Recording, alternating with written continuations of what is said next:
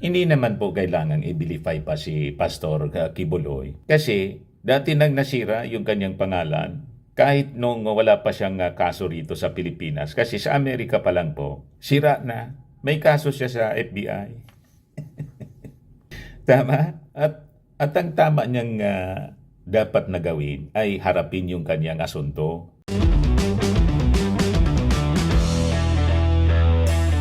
Ito naman po yung bago naming product na binibenta online. iGlow Serum, whitening po siya. Tingnan ninyo yung epekto sa aking anak na architect before and now. Yung mga inquiries po ninyo, dumiretso na lang kayo sa kanyang Facebook account, Riz Maravillas. Si J. Mauson sa mga kababayan, yung kilala ninyong broadcaster na ang consultancy fee, 1 million sa SMNI. Makikita niya may mauna Mr. Maravilla si Jason sa pro-China din. Galit na galit po dahil sa patong na 1 million sa ulo po ni Pacquiao at dahil sa announcement mismo na pinalabas ni DILG Secretary Benhur Abalos na nagpa-preskon po, kinulayan po ng politika. Pinapalabas mga kababayan ni J. Mauzunza na nagpapasikat lang si Abalos kasi tatakbong senador. Tatakbo pong senador. At dati na pong sikat si Benhur Abalos. Matagal na. Di ba? Ang pamilya Abalos po, dati nang sikat. Tagal na nila sa gobyerno. Una yung tatay, si Benjamin Abalos. Sikat na sikat yon at ngayon incumbent mayor. At itong si Benhur Abalos, mga kababayan, yung anak. So hindi naman kailangang magpasikat. At itong paglagay ng patong po na 10 million, that is unnecessary, It is necessary. Kasi tama yung statement po ni Abalos. Kung naniniwalaan niya kayo na hindi kayo nagkasala, hindi kayo guilty, then you have to face the music. Harapin niya ninyo yung kaso. So bakit kasi nagtatago? Di ba may kasabihan po tayo, flight is a sign of guilt. Bakit niya Mr. Maravillas? Lumipad na.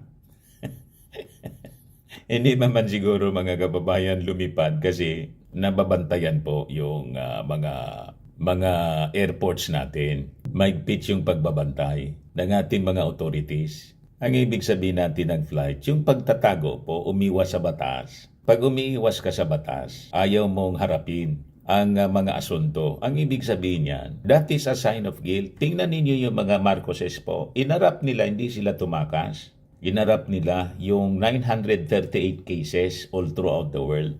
At sabi nga natin, si Dilima po, tingnan ninyo, hinarap niya, nagpakulong pa. Then na found out mga kababayan, kasi naniniwala siya, hindi siya guilty. Napatunayan ng husgado. Na-dismiss yung 3 kaso na final po ni Maudigs. You see? So in the same way, dapat ganon ang ginagawa po ni Pacquiao. So ito, mga kababayan, yung statement ni Jason sa. Ayan o. Sabi niya rito, ito ay isang vilification campaign against Pastor Kibuloy para sumikat itong isang gustong tumakbo bilang senador. Jason sa inilabas ng DILG na wanted poster ni Pastor Kibuloy.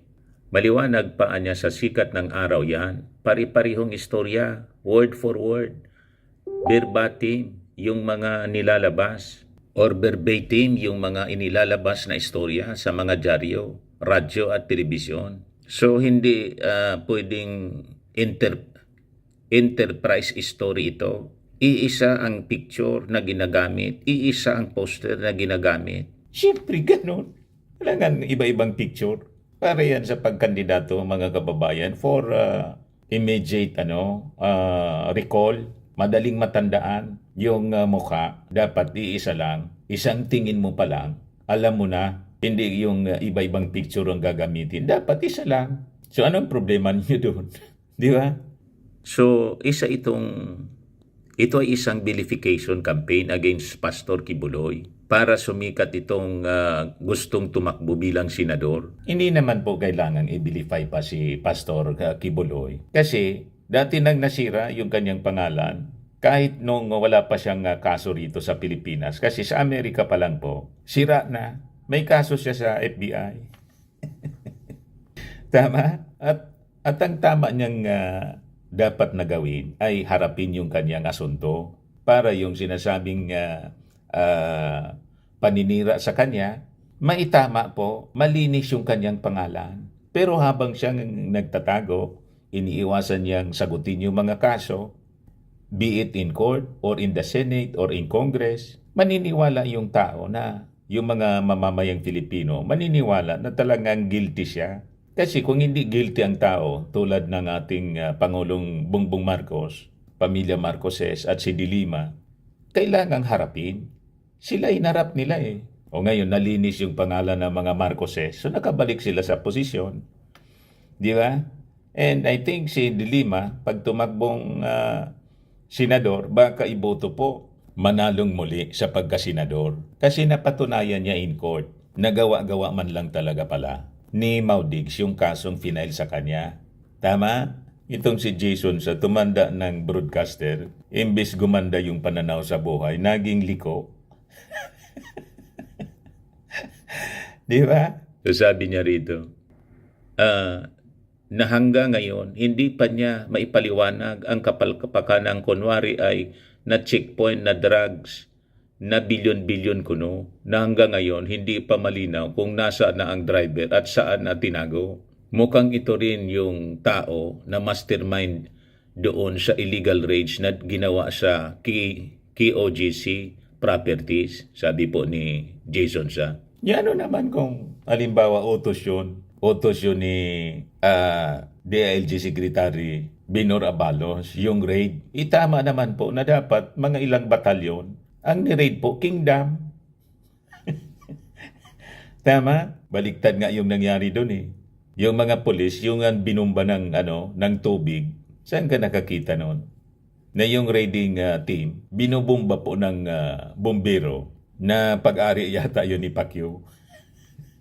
You see? Pero walang nasaktan, mga kababayan. Kung sa panahon nga ni Maudigs ito, kalaban sa politika, baka shoot to kill order na itong si Pacquiao. Pero hindi yan gawain ng ating administrasyon. Panahon po ni Maudigs, yung mga suspected drug couriers, hindi na nakaabot sa korte po. Sentensyado agad during the operation because of the tukang-tukang, EJK. Pero wala kayong reklamo. Pero tingnan ninyo, challenge ni Pacquiao, mga kababayan, yung ating gobyerno, yung Senado, challenge niya na i-filean niya ninyo yung DOJ, challenge niya.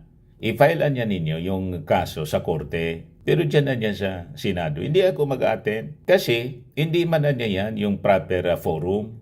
Isampaan niya ninyo sa proper forum. Ngayon, kinol ng DOJ po. Sinampa yung kaso. Asa na ngayon si Pacquiao? Biglang nag-disappear. Di ba?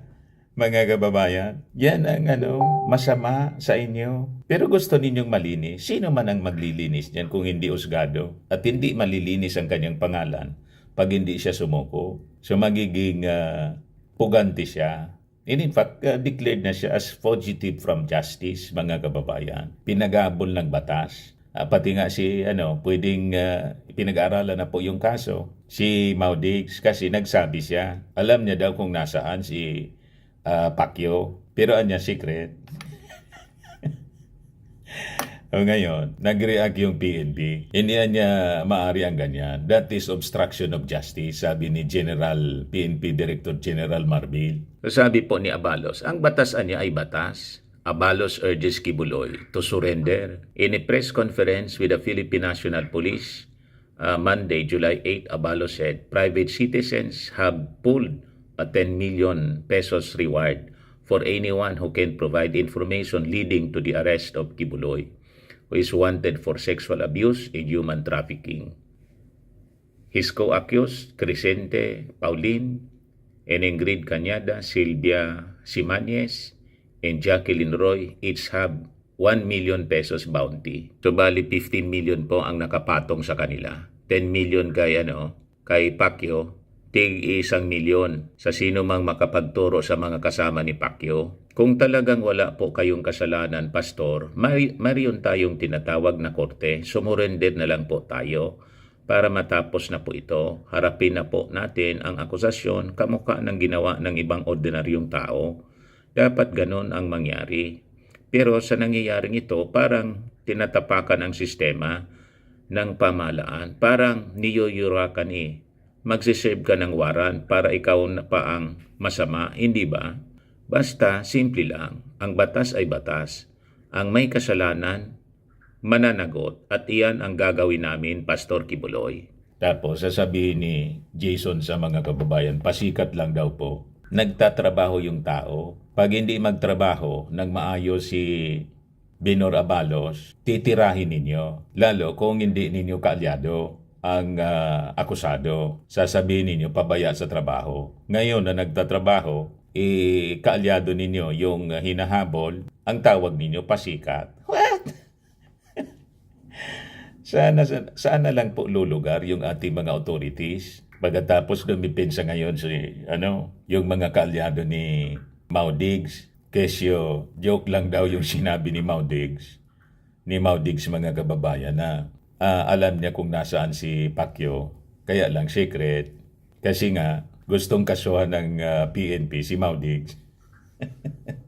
Yan ang problema sa inyo . Pinaglalaroan ninyo ang batas. Pinaglalaroan ninyo ang ating mga authorities. Ayan man lang po, mga kababayan na ating short video. Ako po si Dante Maravillas. Bye-bye. God bless.